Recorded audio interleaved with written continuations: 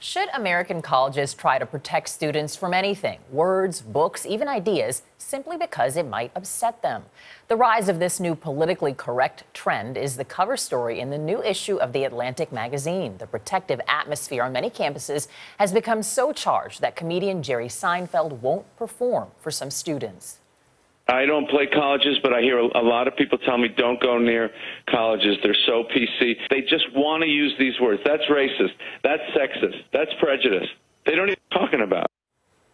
Jonathan Haidt is a professor of business ethics at New York University and is co-author of the Atlantic article. Good morning. Good morning, Vanita. Interesting to hear Jerry say that because he's not alone. Bill Maher, Chris Rock, a lot of comedians don't want to perform on college campuses. When did this start, do you think?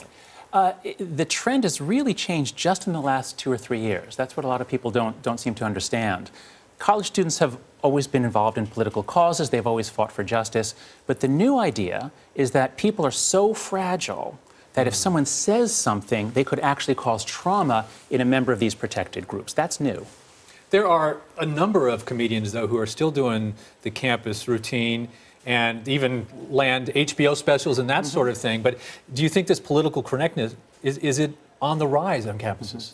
Yes. So it's not, this new aspect is not everywhere. It tends to occur only in campuses that have very low political diversity. In other words, if everybody's on the left, then the norms evolve even further to the left towards further sensitivity. So this new stuff is mostly on the coasts. It's not everywhere yet. In the article, you talk about a term, microaggressions. When did you first discover this term, and what does it mean? So I never heard it until just 2 years ago. It actually comes from a psychological article in 2007 or 2008. It refers to these little slights that maybe were even unintentional. So you hand the check to somebody at the table and say, hey, you're Asian, you people are good at math. So you mean that as a joke, but it's taken as offensive. And so, I understand that, but then it morphs into anything that someone says that's offensive to the left, like, for example, if you criticize affirmative action, that's a microaggression.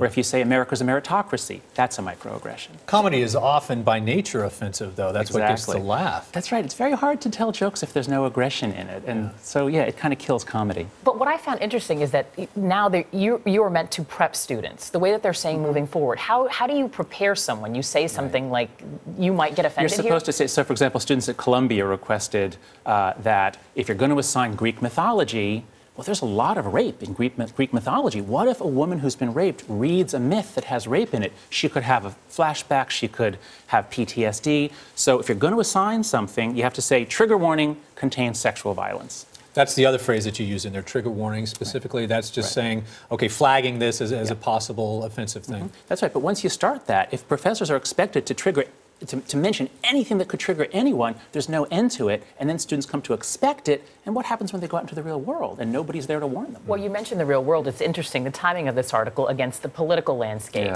What do you think is the broader impact? I mean, we live in this world where everyone, in a way, is treated very fragilely. Like, there's bubble wrap around them. What happens when people are suppressing things, not to say they're right things, but suppressing some free thought? Well, so the very idea that colleges are trying to bubble wrap people is exactly the wrong thing to do. American childhoods have gotten safer and safer. Parents are more protective. Adults step in to stop bullying, to ban peanuts. So students come to college expecting adult protection. College is when we should be rolling that back because they're about to go out into the real world. And instead, if we're putting more bubble wrap on, when they get out into the real world, their skins are so thin, they can't cope. I think social media, as you pointed out, has a huge role in all of this. Everybody's got a crusade, it feels like. That's right. It amplifies things. It speeds everything up. Jonathan Haidt, thank you so much. Such an interesting article. Thank you, Vanita.